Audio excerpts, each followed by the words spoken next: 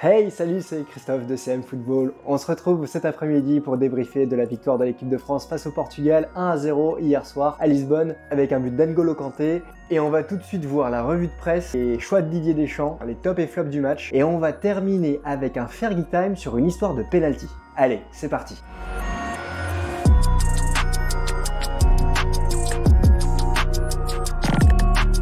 Alors on commence tout de suite avec la revue de presse du côté portugais avec Record qui titre dehors. Pour la première fois depuis 23 ans, le Portugal ne jouera pas une phase finale d'une compétition internationale. De son côté, Ojogo annonce que la couronne est tombée. Et oui, le tenant du titre est éliminé de la Ligue des Nations. Enfin, du côté d'Abola, c'est un au revoir en français dans le texte. Au niveau de la presse française, évidemment les Bleus font la une avec l'équipe qui titre N'Golé adore, en référence au but d'N'Golo Kanté. De son côté, le Cahiers Sport du Parisien annonce un rebond, comme on les aime. La Provence annonce que le Kanté bon pour les Bleus. Et pour le JDD, l'équipe de France passera l'hiver au chaud, puisqu'elle se qualifie donc pour le Final Four. On passe maintenant au choix de Didier Deschamps. Et on a eu ici une équipe proche de 2018. Et justement, je vous fais une comparaison entre l'équipe qui a été championne du monde en 2018 et celle qui était sur le terrain hier. On remarque une tactique identique et 4 changements avec Kimpembe à la place d'Umtiti, Rabiot à la place de Matuidi, Coman à la place d'Mbappé et Martial à la place de Giroud. Focus très rapide sur Olivier Giroud. Il a beau être le meilleur buteur de l'équipe de France à l'heure actuelle, son temps de jeu avec Chelsea est tellement faible qu'il va devoir se poser des questions s'il veut garder sa place de titulaire avec les Bleus. Et sur le terrain, cette tactique a plutôt été une réussite. On pouvait se poser la question au départ de savoir comment Coman allait jouer avec Martial devant, mais on s'est rendu compte que l'équipe de France a été positionnée plutôt en bloc haut, notamment pour gêner la paire de milieu de terrain portugaise, Danilo Carvalho. Ça s'est traduit par 3 occasions franches pour l'équipe de France en première mi-temps, avec Anthony Martial qui était bien accompagné par Griezmann et Hernandez. C'est vrai que sur cette première mi-temps, on aurait pu espérer mener un but à 0. En deuxième mi-temps, l'équipe de France a continué à jouer avec ce bloc très haut, en témoigne le but. Regardez, on va le décrypter très rapidement. Ici, c'est N'Golo Kanté qui récupère le ballon.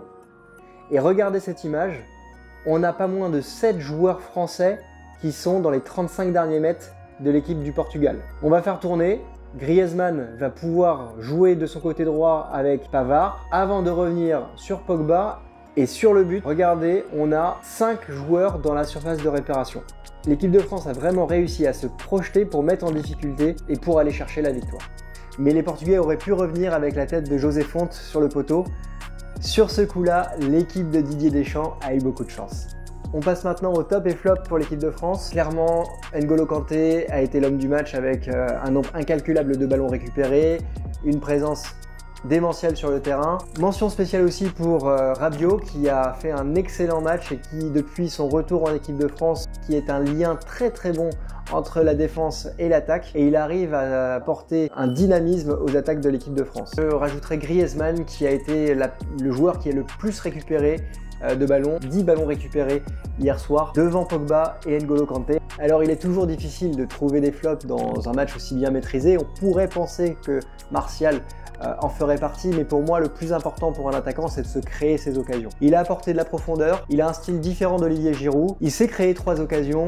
Oui, c'est sûr, j'aurais un discours différent si l'équipe de France avait fait match nul ou si elle l'avait perdu.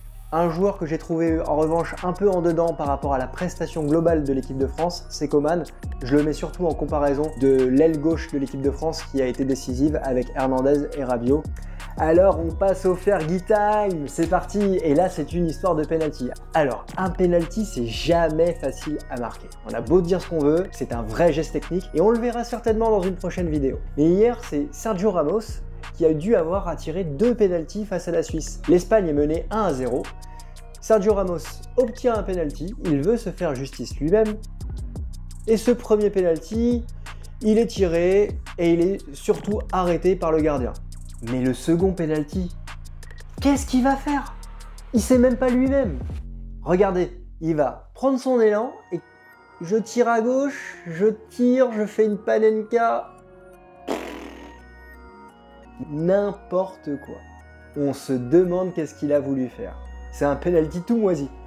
Alors c'est la fin de ce débrief, je vous remercie de m'avoir suivi. Si ce débrief vous a plu, n'hésitez pas à laisser un like. Et si vous êtes d'accord ou si vous n'êtes pas d'accord, n'hésitez pas à laisser un commentaire ci-dessous, ça me fera plaisir d'échanger avec vous, je réponds à tous les commentaires. N'hésitez pas à suivre également la chaîne. Je vous retrouve très rapidement cette semaine pour de nouvelles vidéos. En tout cas, passez une bonne fin de week-end et à très vite. Ciao!